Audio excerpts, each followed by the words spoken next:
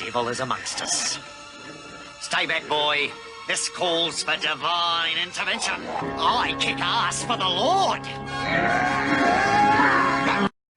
Ahmaud Arbery, Tamir Rice, Trayvon Martin, Eric Garner, Sandra Bland. Say their names. I can't breathe. George Floyd. Let's talk about the protests over the weekend of May 29th to June 1st and beyond, and the causes that led up to them. Welcome to Heresy and Hearsay, a podcast to reclaim faith in the context of political discussion. I'm September, and you can follow me on Twitch and Twitter at 9 of 12, and hear me on the Geek Grills podcast. You can follow the show on YouTube, Facebook, Twitter, and any podcast catcher. Just look for Heresy and Hearsay. Now please like, share, follow, subscribe to us. Also give us a review. That really helps others find us. And as always, with me is the Reverend Barney. Hello, everybody. I'm Reverend Barney, and you can follow me on Twitter at SethRothII. Heresy and Hearsay has a Patreon site that you can find at patreon.com/heresy and hearsay, where you can where you can visit to support this show. Just $2 a month goes a long way to make this humble show happen. You can also contribute bits in Twitch or subscribe for free with Amazon Prime. So today we are going to be discussing the events of the last week and a half, 2 weeks. Black Lives Matter has once again had to have been brought up because nothing's changed. And what basically happened, and I'm sorry, I did not write down this date. But last week, a video emerged of George Floyd having an officer sit on his neck for over 8 minutes. There's a video out by Extra Credits on YouTube. It's a black screen for 8 minutes and 46 seconds. Because that's how long they sat on his neck. He kneeled on his neck while George Floyd originally said, "I can't breathe. Let me get up. Get off me. I can't breathe. I can't breathe." And I watched it. And it was painful because the last 3 minutes of that video, he was unresponsive. He could have still been saved. But that police officer kept kneeling on his neck. There are pictures, there are propaganda cartoons for years and years and years of a picture of a boot on the neck of different people of the United States, of Germany, and you know, trying to show oppression. That video and that image encapsulates the oppression of, in my mind, the oppression of the police state against African American people and people of color in this nation. That's so it's horrifyingly pervasive, and that's why, I mean, we're seeing these protests, and we're seeing it turn into riots. But too often, I mean, back in the 60s, change didn't happen until things did turn violent. We all appreciate what Dr. King tried to do, staying nonviolent, but it... So I am a cis white, I'm repeating myself. I am a cis white, heterosexual, Christian male. The only thing there's 6 huge privileges. The only thing I'm not is rich. But I know where my privilege is. And the same day that the George Floyd video came out, there was a video that came out of a woman in Central Park. Have you seen this one? Amy Cooper's video, the Amy Cooper video? You mean that Karen with the dog? Yes. The one that knew her privilege and knew how to invoke it against a black man who simply asked her to put her dog on a leash. That's all he did. And he asked her to stay away from him, to step back and be away from him. And he caught it all on video, and she called the cops, and the fake tears. I'm being attacked by me and my dog is being attacked by a black man in the brambles. Please send send the police. Because she knows what would happen to a black man by the police. And that just, those two videos happening on the same day, how could you not expect the pressure to just explode? And then she lost her job and her dog, because the shelter saw how she was treating her dog. It's like, we're going to have our dog back, please.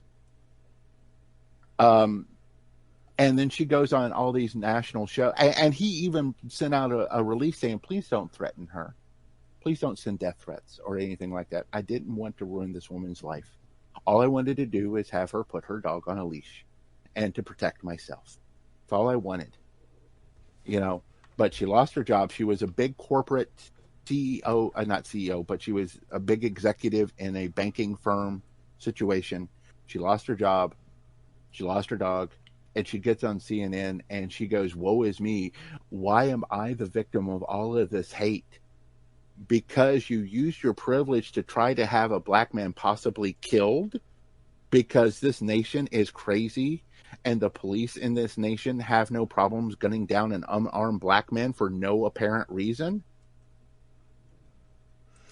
Well, that's the thing about the George Floyd killing, that it was that entitlement of, they know they can get away with that in broad daylight, that so seldom charges are brought, that we don't have, excuse me,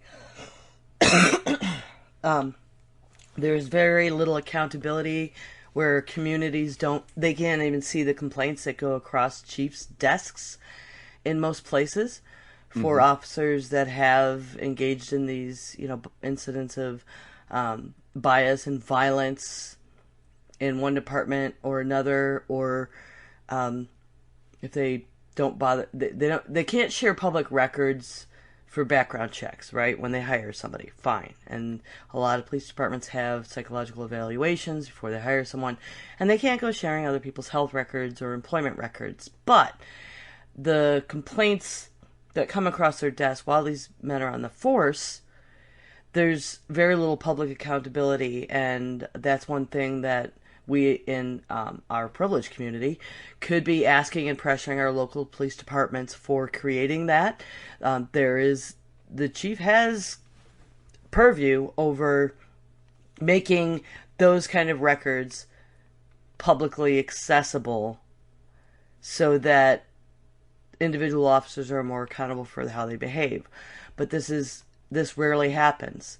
So that sense of entitlement that the officers have, that they're going to get away with it because they're a cop, on top of when it's because they're white and they're used to this and the communities we live in,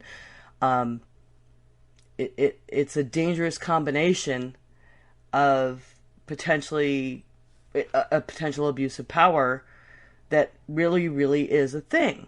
Another thing is white nationalist organizations have purposely, and there is a trail, and that should be looked at. Like, our president decided to declare Antifa a terrorist organization. The KKK still is not, but white supremacist organizations like that have made a concerted effort to get people on the force. Right. And that's a culture shift that is very, very dangerous to everyone in America. So, you look at, that cop thought, I can get away with this in broad daylight, and did. And it took days. And the autopsy reports, I know you have notes here and you want to talk about that, how that shift in truth came about. But the officers that were with him, okay, we're at 7:32 on Tuesday. Last I knew, there was still talk, but those other officers hadn't been charged, and they stood around and watched this happen and let it happen, while medical professionals that were off duty were asking, "Please let him up. Please check on him. Let me check for a pulse. These other cops were walking around, hands in pockets, as if nothing was going on.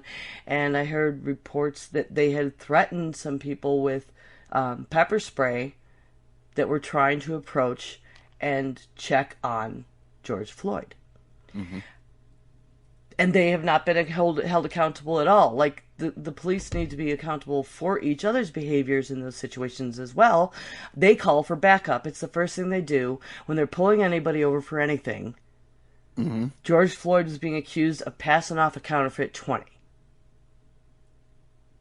And was just murdered in broad daylight while his fellow officers watched.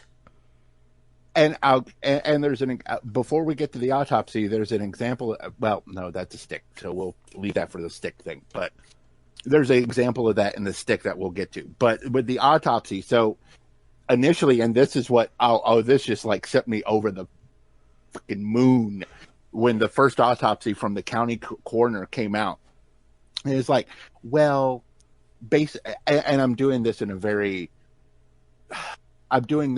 for a reason. Because it just made me so angry, and if I don't do it in a voice, I'll scream.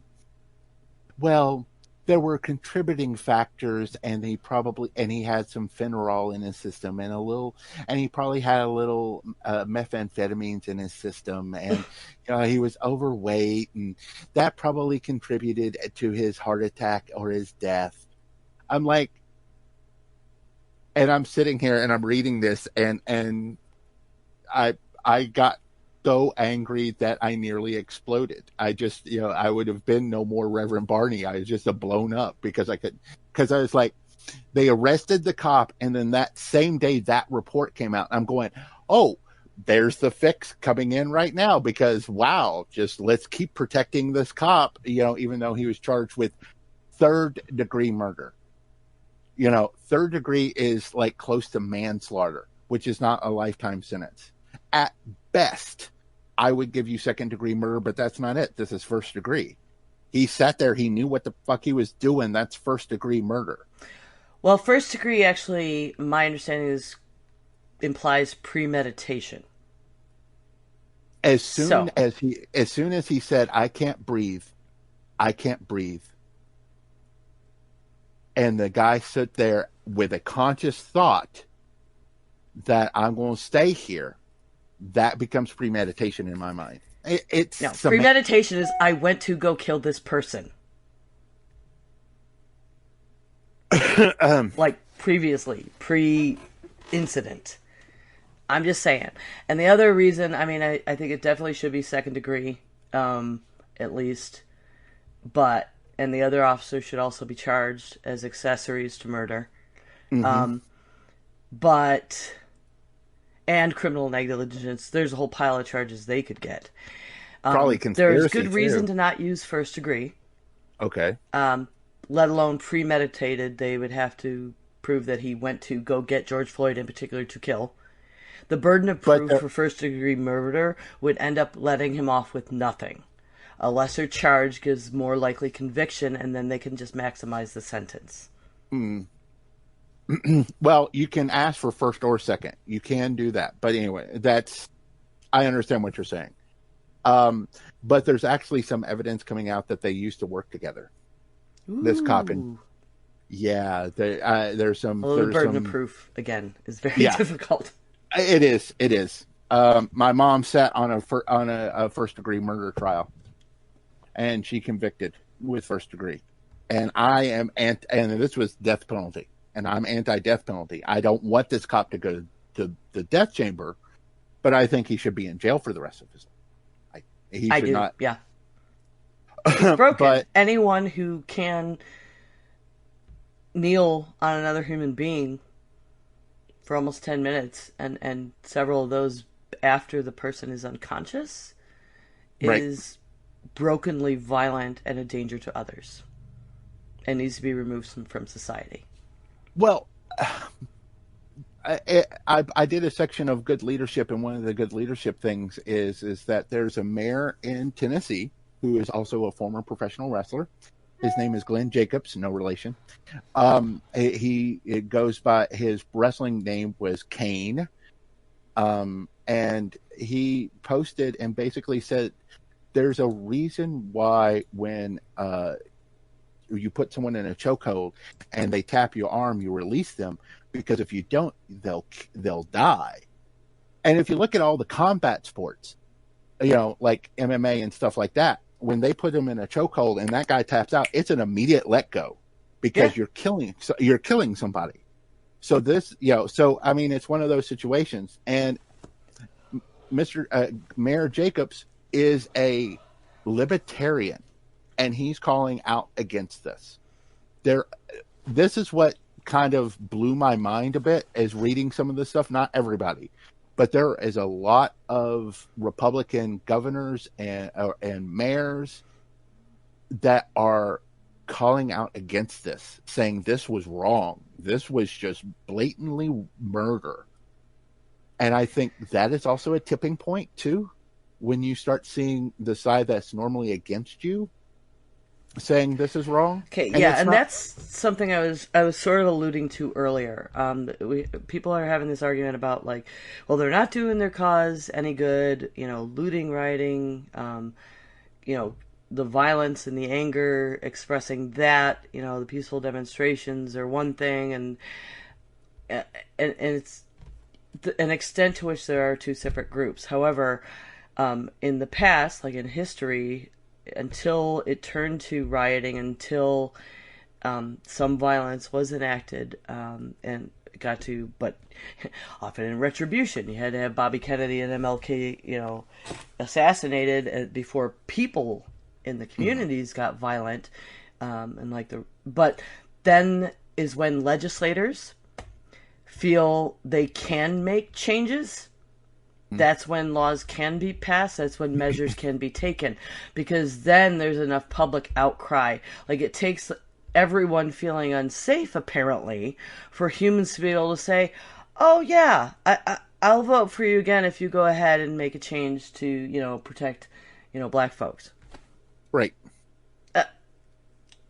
We should just have more sense than that. And politicians should be willing to, they ran for office to do the right thing, supposedly, and act in a just and fair manner.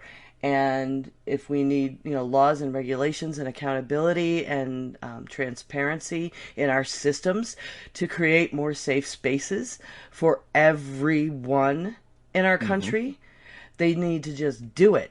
And it's not like the fault of the people who are oppressed for finally having had enough.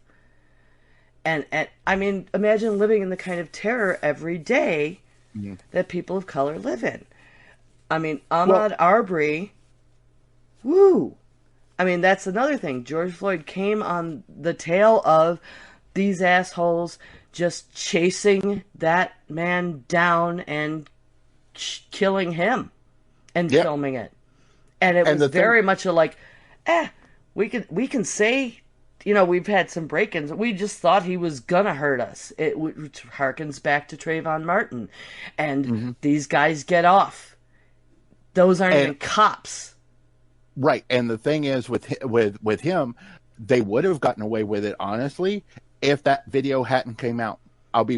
That's what a lot of people feel. It's just the truth. It happens all the time. The statistics on black people being killed in this country, and no charges coming out, are pretty stunning. Well, think about this. We're old enough for those younger listeners and stuff like that. This was videos on camera phones, but Rodney King, that was kind of a slap in the face wake up call too.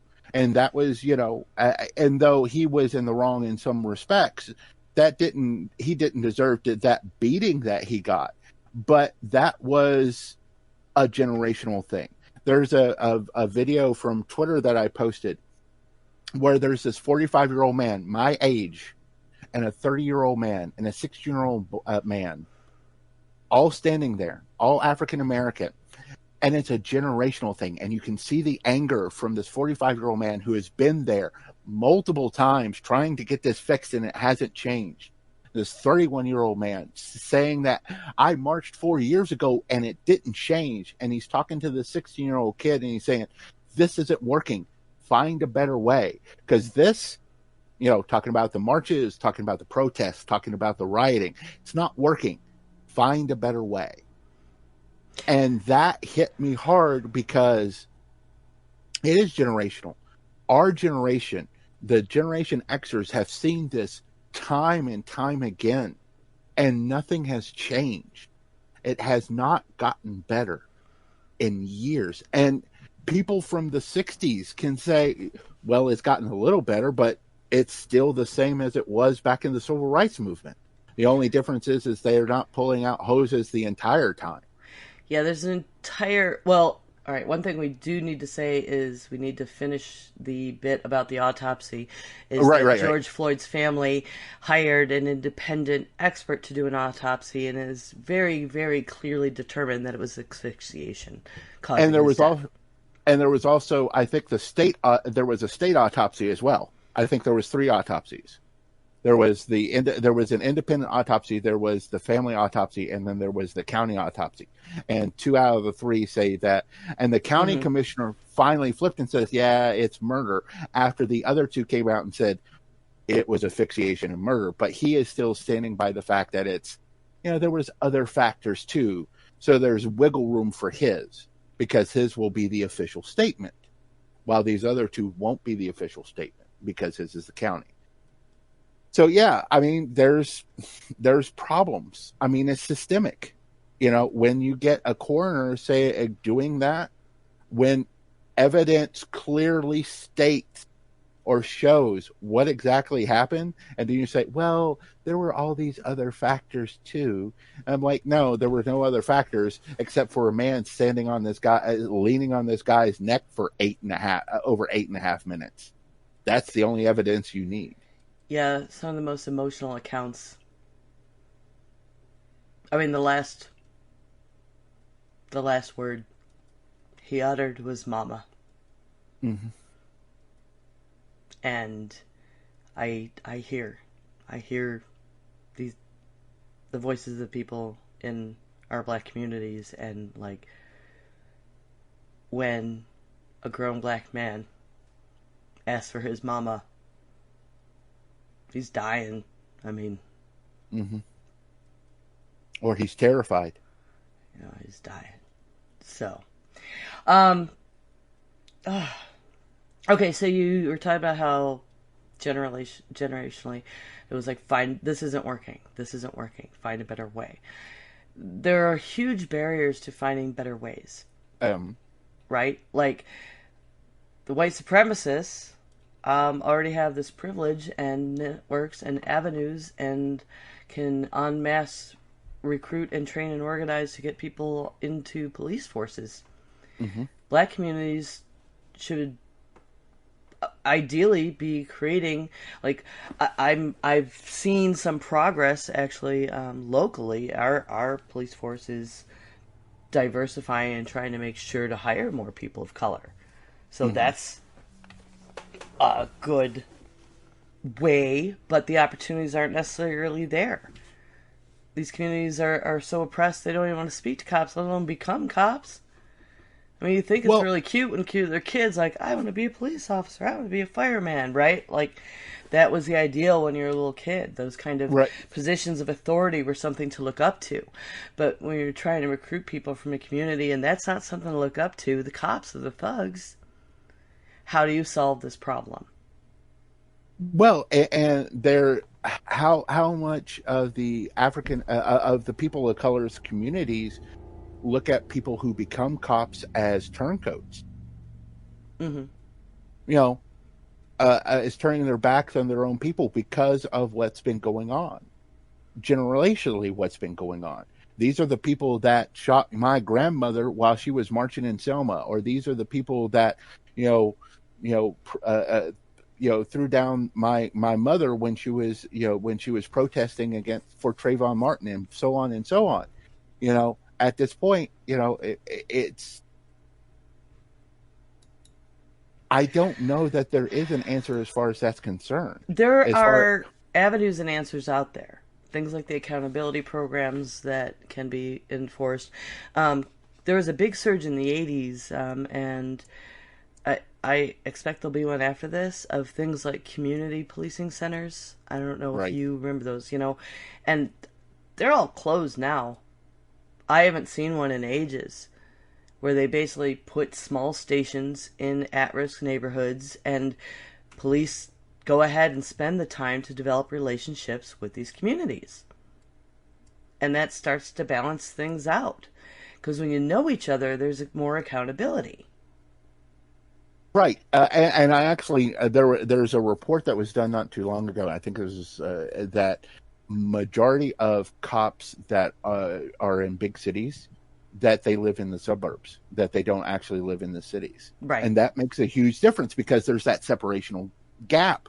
There's that us versus them mentality kind of situation, versus if you get patrolmen, if you get officers, if you get lieutenants and stuff like that, that are from that neighborhood, that know that neighborhood, it makes it better because there's an outreach at that point. So yeah, I think that is a step.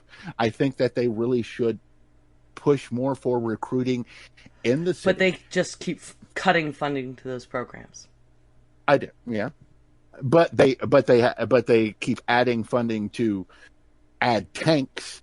I mean, seriously, how many of the videos did you see of these guys walking through and it's like, is this the police or is this the fucking military walking through through the city streets? Because they had, just ridiculous amounts of armament. And I'm like, we need to, that's one of the things that I really think we should push for. I understand about keeping officers safe, and I understand that they have a hard job, okay, and that it's a dangerous job. But we need to demilitarize that force, because it's not a force. They are supposed to serve and protect. They are supposed to stop crime and investigate crime. They are not supposed to be a military force. Well, the Supreme Court found that they are not actually required to serve and protect, but that's a whole other nightmare. Was that a recent one? Was that a recent one? Because not too long ago. Of course it was, because. But yes, they're militarizing them and doing things like cutting any number of programs, let alone community, center, police programs, mental health programs. Now that's related to community mental health. I saw our police chief online last night. A friend of mine was broadcasting on Facebook, and the mayor and our police chief were sitting on the steps of City Hall talking with protesters. This is like 10:30, 11 last night, and that was great. And this police chief, he seems to be trying to correct a lot of long-term mistrust and bullshit that's been going on around here. And I brought up mental health de-escalation training remotely, and he kind of, the question wasn't asked in a way he could understand what I was trying to get to, but somebody else picked up on it because, there was a situation here years ago where some, I guess, young person of color was killed by a cop, or tased to death, and they had stolen like a bunch of gift cards, but they didn't even have, they weren't loaded. Right. You have to go to but they had like mental health issues, and they didn't know, and then they were tased to death. So there are things like the training for de-escalation of mental health issues. So you're not tasing people to death. You're not the autistic kid they shot in the street who just wanted the truck. Hey, yes, I was about to bring. Yeah, I was about to bring him up. It's like, and shot his support worker. Yeah, that was with him. That had his hands up the entire time, trying to say he can't hurt you. The entire. Yeah. And the chief was like, "Well, I mean, we've got that, and we know that we can't arrest our way out of the mental health crisis." And I was like, "All right, that's a good line. I like that, right?" And is it? But we don't have resources to refer them to, which is true. In my county, in North Carolina is pretty rough, and I have a lot of experience with this, trying to get services for family and friends. And my husband works in the industry, and trying to get in Iredell County, mental health services in general. I've had to take, people to facilities. It's hard to get help they need. So the police get tied in a situation where, whether it's a drug induced or, whatever other mental health situation going on, to get people the help they need, there's nowhere they can get them to and refer them to. Right. But my focus was on but do your officers have all the training?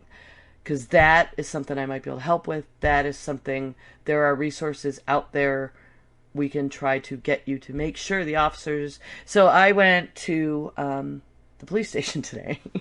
The chief had said, listen, come talk to me. Anybody. I am in the office most of the time, and if you come ask me, I will talk to you.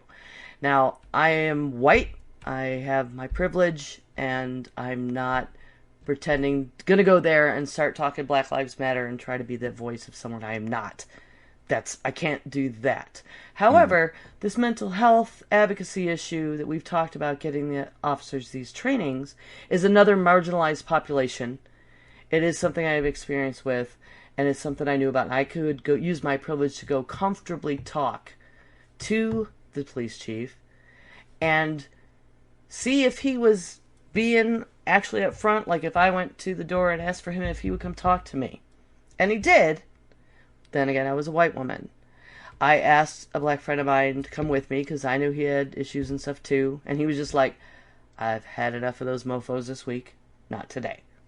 But there's any other number of reasons that I know damn well that chief can have all the good intentions in the world for having contact with this community.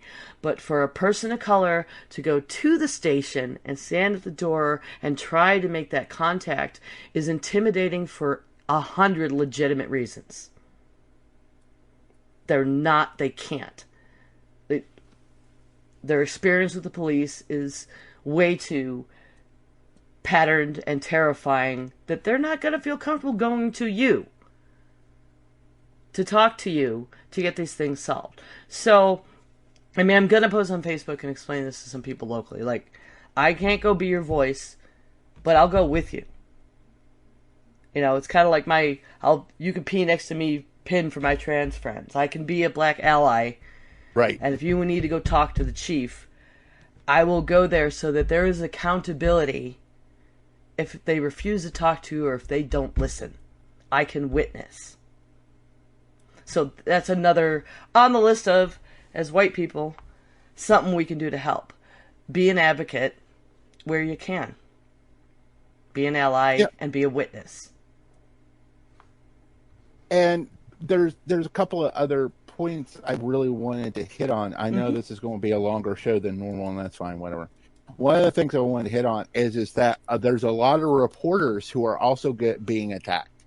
There are videos and there's one link that I did post up of a photographer, a freelance photographer who is a reporter who's done things for The Guardian and stuff like that, who basically got shot in the eye with a rubber bullet and is now permanently blind in her eye because of, the riots and stuff.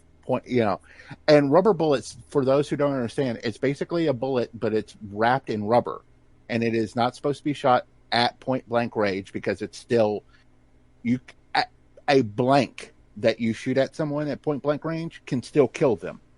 Okay. Because it still has a cartridge and it still has a fire. It still has it still has the gunpowder and everything else. A rubber bullet is supposed to be shot in the air at an arc to deter. It is not supposed to be shot direct, because at direct, then it's just a bullet with a rubber casing on it. That's the only difference. Actually, at the ground to bounce up. Oh, bounce up. I apologize.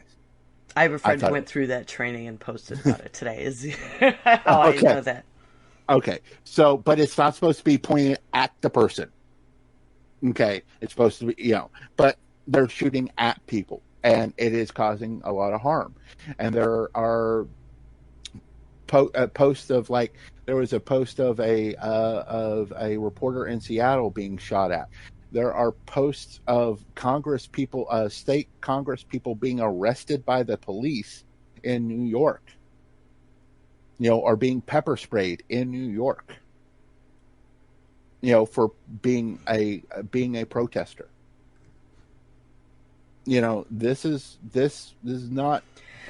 The thing about the way the media has been treated in a lot of these scenarios I've been seeing and reading about has been like, that's another red flag for fascism, frankly. I mean, they are clearly marked media saying, I am press, press across your flak jacket, standing apart from the protesters, apart from the rioters, and the police walking up and point blank in the face, taking out reporters, arresting reporters in these crowds so they can confiscate their equipment. They were arresting reporters while they're live on the air, like what happened to the African-American reporter on CNN. Live on the air, and his crew. All live on the air. I gotta give props to Linda Tirado, though. Her Twitter was hilarious. Yeah. And she was like, hell with that. Don't stop doing this. Do it double for me. I can't go back. I mean, she was having eye surgery and then getting back on Twitter and making gallows humor jokes contest with, like, her attending nurse. I like her a lot. Yeah, I'm following her now because it's like, she deserves a follow after this. It's like, I gotta find her book. I should buy her book. But she is just like, holy crap! It's like, and it's so much, and this has been going on for the last 5 years since Trump first came into prominence as running for president, about how the press was the lying press and the fake media and stuff. Oh yeah, demonizing the media is just. People, I don't care if you don't agree with what you're seeing, but learn to filter propaganda from truth and recognize that suppressing voices, this whole screaming about your First Amendment rights, that's there to protect those voices, to protect the press from the government. Like, specifically, like, Congress can't make laws keeping amending free speech is about us being able to share news, us being able to walk around like Ben Franklin, like, and hand out pamphlets, and Tom Paine. Like, that's why that's there, because that's how they spread the word to have our revolution, for fuck's sake. Meanwhile, our president is thinking about invoking the Insurrection Act. For those who don't know, why don't you give them a primer of the Insurrection Act, and then I'll go through the other part of that whole photo op thing. Well, sure, do that when I don't have the. When you don't have it up, I know. I'm a horrible I'm a horrible co-host. Okay. The Insurrection Act of 1807 is a United States federal law that empowers the President of the United States to deploy U.S. military and federalized National Guard troops within the United States in particular circumstances, such as to suppress civil disorder. So, that was... He's trying to do that, and the way he did it is something you can talk about, because that's kind of horrifying. But we should mention that on the same day, he went to... he had a call with the governors, and he basically called them a bunch of pussies and bullied them around and said, you're weak, and I'm going to take care of this for you if you can't handle your shit, and then, like, had fences put up and shut off the lights on the lawn and went to sleep in the bunker at the White House. Yeah, and he also he also basically said that he was going to put in charge the Joint Chief of Staff, which is the highest military officer, to put in charge of what I'm not sure of, but it scares the fuck out of me, because that's how the military takes over a government, and I don't know. It's not what's supposed to be fucking happening. So, I mean, this is a really big deal. The Insurrection Act is meant, I mean, even though it says, because civil disorder, But the magnitude of civil disorder it's referring to is a major, major exception. Using military troops and federal command within the United States for law enforcement is generally like a do not. That's like an absolute last resort. Mm-hmm. And I don't know. Sorry, that would lead into a whole other discussion. My husband and I were talking about how, like, him being the commander in chief, like, the military isn't another branch of government, and, you know, maybe it should be, but, you know, because we could use a coup. All right, look, let's not do that because that scares that's not any better. Let's be fair. All right, so he says he's going to have a press conference at 6:15 in the Rose Garden. The Rose Garden is basically behind the White House, for those who don't know. Whenever the president calls that he's going to have a press conference, all eyeballs turn to him. So there's been protests in D.C. There's been peaceful protests, been non-peaceful protests, the whole 9 yards in the last couple of days, at the White House. The night before, as September alluded to, he basically hid in his bunker and they turned out off the lights because he had to hide under his bed with his Big Mac. Look, we're living in 2 Stephen King novels right now. We're living in The Stand and Dead Zone. I'm just like, look, if a interdimensional space clown shows up, a spider clown shows up, I'm done. That's all I'm saying, because at this point, that's what we're living in right now, people. But anyways, so at 6:15, he said he was going to do this. So the press corps moves around to where they can cover this and stuff. And then it's a little after 6:15, and it's a little after that. And then the press start noticing they are hearing pops of tear gas guns going off. He had activated the 82nd Airborne, had them come from Fort Bragg, North Carolina, all the way up to D.C., and what he basically did is he used the military in D.C. because he doesn't have to have a governor's approval for that. And he cleared out the protesters that were across the street at St. John's Episcopal Church. And then he gave this rambling speech that basically amounted to him saying that he was going to invoke the that he was going to invoke the Insurrection Act. But to do that, he has to give a declaration statement saying that they need to disperse and give that time for the dispersal before he can actually invoke it. But he hasn't done that part yet. But anyways, he gave that speech. Then he's like, follow me. And then he goes across the street to this church that was attacked and was burnt. He holds up a Bible upside down. He holds it up. declares this Christian thing, and that's when I blacked out, and I don't remember much after that because I lost my mind. And I remember waking up on my couch, drooling, going, "Oh God, I think I blacked out. Good thing I wasn't with people because I probably would have broken shit." Because I was so angry, I just raged out. Because it's like, but basically, he did this press photo op of him holding a Bible in front of a church, a burnt out church, like he was some kind of Christian hero. And I'm just like, even now, the rage, the flames on my the flames, fire. Oh my God! Oh, Jesus Christ! And somebody said, "Where's the lightning bolts? Why isn't he in flames now?" And it's like, because unfortunately, God doesn't smite like he used to. But there could be an occasion where this might be useful. I'm just like, here's the thing, oh my God, it makes me so angry. You want to talk about such heresy, such anger, enragement that it causes me, because he is trying to invoke the Christian doctrine and trying to invoke these Christian symbolism, while he has been nowhere close to Christian in his entire life. He is probably not even opened a Bible. He's never been in a church except when he has to. I don't think he's been married in a church.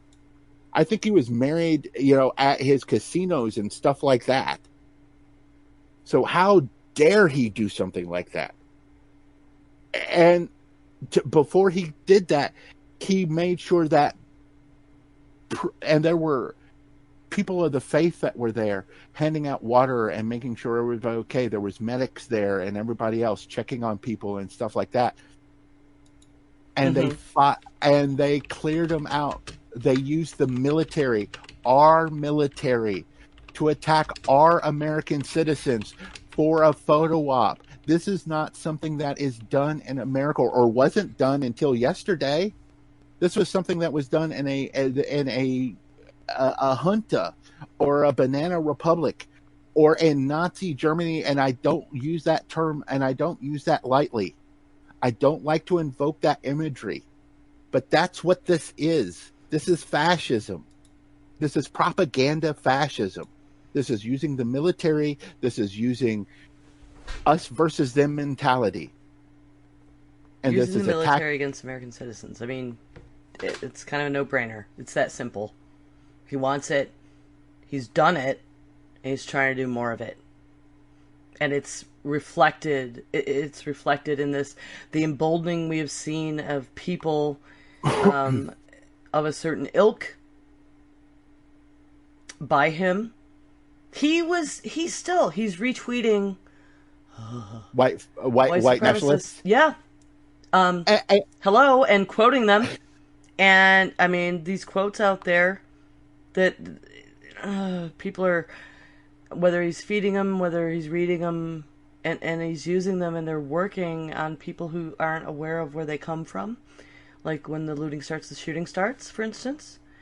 Putin, can we talk about how that was, again, that was yesterday too. Yeah, he called. What the fuck? On the phone with Putin. And then the day before yesterday, Putin was like talking about what was going on in the U.S. and using all kinds of nasty racist epithets. And then Trump's on the phone the next day going, buddy, you gotta come to G7. We gotta get Russia into that thing. And then bring in the military down on our people so he can go take a photo with the church. Wow. Can you tell we're both angry about this? Lord Dampnut is lost his... Done. Mm-hmm. I just... People still defend him. People still defend him. People still defending every aspect of this. A friend of mine on my page came at this wonderful story about, like, this woman in Myrtle Beach over here who discovered that, like, holy shit, she started talking to her repairman and found out, like, he doesn't work past dark because, he doesn't feel safe, and cops pull him over constantly in his work truck, searching his stuff, going through which I know this is true. Yeah. I know enough, and I've witnessed enough of this harassment of people of color forever, and my friend was like, oh, I can make up a story like that too, and there's no proof. I'm like, just go ask anyone who's black. They all have stories. You could just go ask and listen. I promise you'll get first-hand accounts all you want. This isn't made up. This isn't isolated. These drastic things that are sparking protests, it's because of every moment of every day of the lives of everyone who's not white in this country has that tinge of fear. That's another thing our current police chief, and I'm going to be all over this guy because he seems very communicative, and if we can change some stuff here, that we had a jump out program over here that they only stopped when this guy took over. There's some black guys walking on the side of the road, and cops just pull over. ID. Give me your ID. Search them. Just jumping out and doing it. And I didn't know. It's like stop and search. Yeah. Stop and frisk. Same thing. It's going on right here up until, I think it was 5 months ago.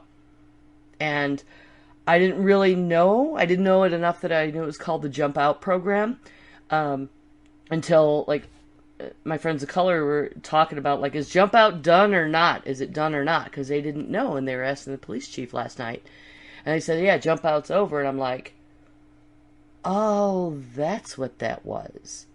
Because I didn't know it was actually an official program, because it wasn't happening to me, and I've been spending less time in politics, so honestly I've been spending less time right over actually in the communities than I used to. Right.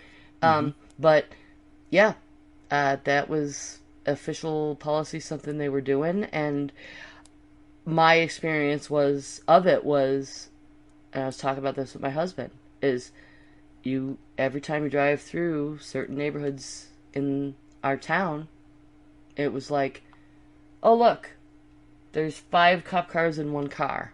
Must be a black person. Yep. I still see that in my county.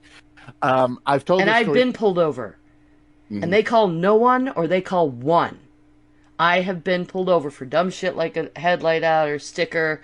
They call no one, or they call one other car. So this isn't like just anecdotal, because I, every single day picking the kids up from school, would see this right over on the 70 over by the 21. They would always have somebody pulled over with like 5, 6 cop cars.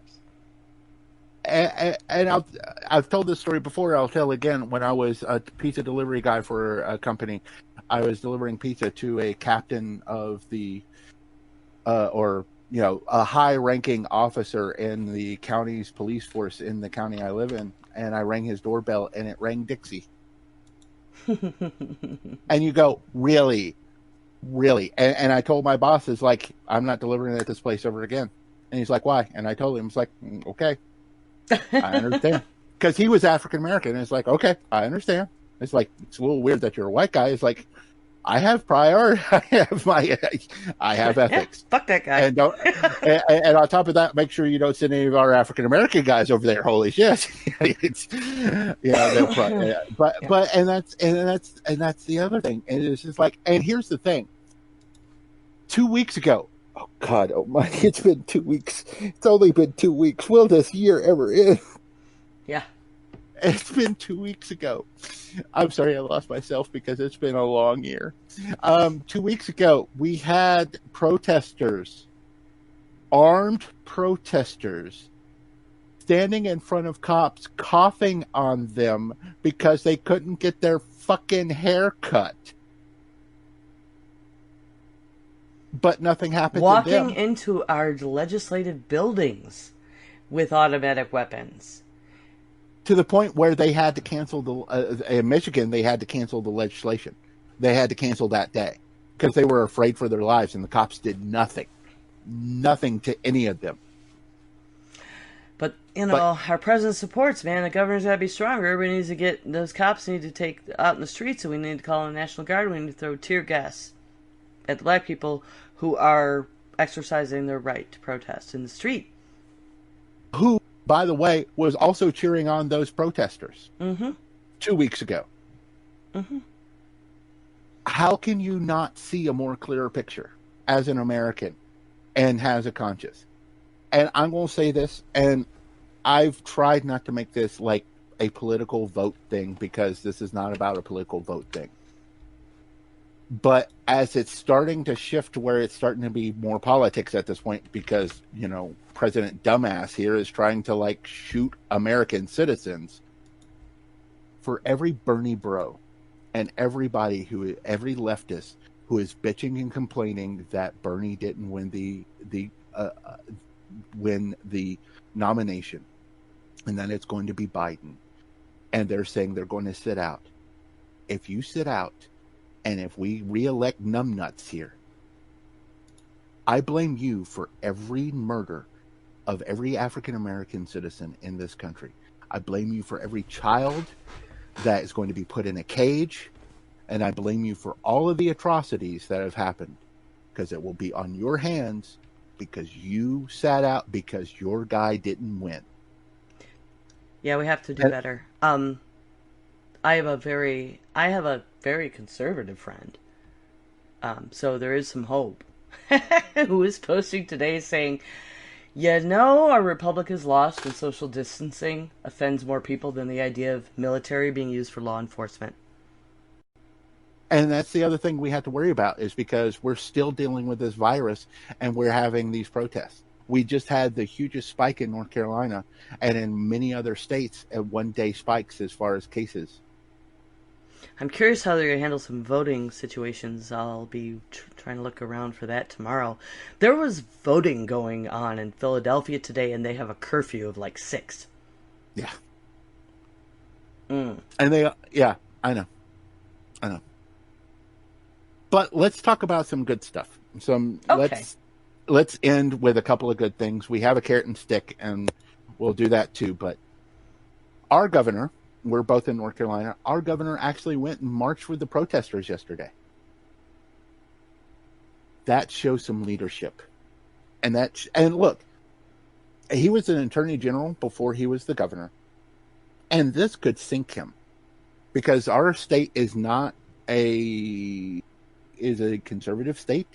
For it, as much as we'd like to say it's being more progressive, we did we did get the bathroom law. So to be fair, we are not a very progressive state. Okay. So he could not be governor in 4 years at the end of the year because of stuff like this. So this takes some balls to step out there and march with them and talk to them. There are several others that are doing similar things. I just wanted to point out a couple. The other one is the Atlanta police chief going out and talking to protesters, having a conversation with them, listening to them, having someone stand there and take notes while they're talking and listening. And like, I feel and it looked like she was being sincere. Now, I can't say that police chiefs aren't exactly not politicians, because you do have to politic a little bit, but you're still a police person first. But she seemed very sincere about wanting to make a change. So, and then I already mentioned Mayor Jacobs, who, like I said, is a libertarian, GOP. Libertarians are fairly right, and he, is very much against this, and has tweeted multiple times, and a very Tennessee is much more conservative than North Carolina, and where he is a very conservative area, and he's tweeting out about Black Lives Matter, so that's very important, and that's a big step. That's a big deal. And, that can bite him on his ass, and he may be a one-term mayor. But, you do what you do, because this is important. And I think they're doing good work. Mm-hmm. Are there any that you've noticed? Excuse me. White folks going right out and shielding people. Yeah. I'm not sure if any of your links reflect that. I am particular to, I noticed you mentioned the Amish actually coming out to protest, so thank you. I mean, to come out of the hole and do that, but there's a really, really great one about, do you know how wrong you have to be that because they're witches groups out protesting? Yeah. How wrong do you have to be? The witches and the Amish are on your ass. And there's protests all over the world in solidarity, and all over the world, Australia, New Zealand, Europe, Germany. You fucked up when Germany is protesting you.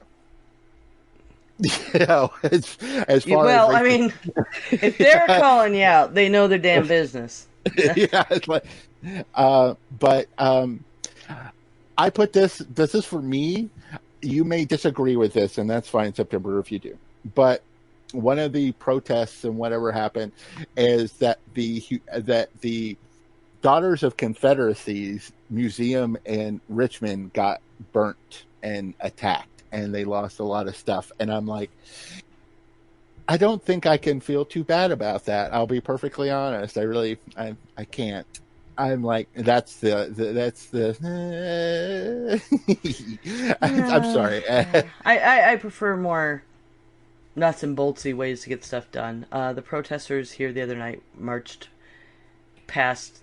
We still have a Confederate statue right downtown. Of course you do. Of course. And they stopped there for a few minutes and just chanted, "Take it down, take it down, take it down." Yeah. And then went on with their march. I think they went to the police station from there. So, I think pursuing avenues, and then again, there's all kinds of barriers, but I know. Get in there, get active, and, get these things done and find solutions, I think, is better than vandalism and burning shit. But I do too. If it's burnt down, I mean, then at least the people that have all the money and the fucking privilege will have to rebuild. It's like, look, I've dealt with the Daughters of Confederacy, and they're one of the reasons why a lot of states, southern states, how they teach the Civil War. Yeah, and that's an insidious, ugly. Yeah, so mission. so they do a lot of that kind of stuff. So I'm like, I really have no sympathy. I honestly don't. But there are also things that you can do to help. There'll be some links that we'll be giving. One is there'll be a couple of links, and I've got a couple more that I'm going to post later. But there's colorofchange.org. There's raceforward.org. And then there's the you say it for me, because I'm horrible at this one. Last one. The NAACP Legal Defense and Educational Fund? I never get the letters right. I'm bad. The letters just confuse in my brain. But yes. Huh. Okay. It's one of those things. So, those are some places where you can donate. There'll be some other links and stuff. I'm going to go ahead and add a really cool activism link about how to safely and ethically film police misconduct. Okay. I could put some protest resources in too, but Teen Vogue did actually a fantastic article on filming and what your rights are and how to do it safely and ethically. Okay, perfect. So you were asking me earlier, this is my carrot. So you were asking me earlier about shielding. So this is the carrot that I have it's a Twitter, and it is a video of this African American kid jumping a fence, and then this white girl jumping the fence with him, and the police were moving forward, and he was trying to, because they were behind the barrier, but the police were moving forward. It was basically going to push people past the barrier point, and so he jumps in front, and then she jumps in front of him. And then she stands up and turns her back to the police and shields him from being arrested, pulled away, whatever. Her arms are in a way to where they can't grab him without grabbing her first. And they're going to have to pull her away. And this is being videotaped. And they don't want to hurt this little white girl. So, they're kind of stuck at this point. And that's how you show your privilege, is by doing those kind of things. Shielding African Americans from the police and from that. And there's a lot of those going around of how to. That's one. If you're going to be at a protest, and it starts to get that way, and you're a white person, step in front. Yeah, there's a lot of really good ones of when the SWATs start to advance, of just line of white women, just form a line and hold hands and stand there, and you might still end up arrested and pushed around. Worse. Yeah.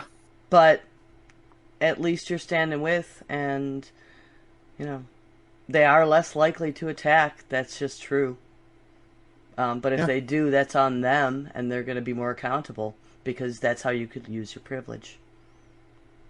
You can hold them accountable, where these communities can't. They just can't. Yeah. Yeah. Yeah. And the stick, technically, this is great. So there's a video under it's a tweet again, but there's a video under it where you see where the confrontation starts. So this African American gentleman sitting on a bench, and these two cops come up to him and is like, you look like so and so, let me see your ID. And it's like, I don't have to show you my ID, and I'm not that individual. And so it basically escalates to where they're arresting him, and they pull out and so the video starts at that point. He's like, you are the stupidest motherfuckers I have ever seen. You know, and they pull out his wallet and they flip it open, and he's an FBI agent. And then they uncuff him very quickly, and he's like, I need your card, and where's your supervisor? And the supervisor comes out, oh, I'm not giving you my card. And then he shows him his ID. I need your card. Mm-hmm. And it's like, and you three are the stupidest motherfuckers I have ever dealt with. like I know my rights. Yeah, I'll have to find, and I'll send you the link somewhere. There's another really interesting law you'll be enraged to hear about. Oh, goody. That's all I need is more anger. You know cops are allowed to lie to you? Yes. Yep. I know. Yeah. The only thing originally, it used to be the case that they couldn't, if there was a sting operation or whatever, they couldn't, if you asked them directly if you were a cop, they could not lie to you about that. I don't know if that's changed, but back they can in make the day, up about anything. That's about great. What your rights are and aren't. Even if they do know, they can just lie. Like that's why you have to know what your rights are as far as filming and recording and stuff, because they'll tell you like you're not legally allowed to do that, and you are actually. But they can tell you that with no repercussions. They're completely allowed to tell you something is against the law when it's not. And that's the thing. That's one of those things that you need to know where you stand, where your rights are, and you need to have firm grounding as far as that's concerned. Right. Because if you don't, then yeah. So we need to fix all this. Yeah. Bring it back to serve and protect, so that they, are accountable to actually do those things and be law abiding. Yeah. Because if you're going to be a servant of the law, you should be beholden by the law. Mm-hmm. Law and order. Yeah. Yeah, that's basically it.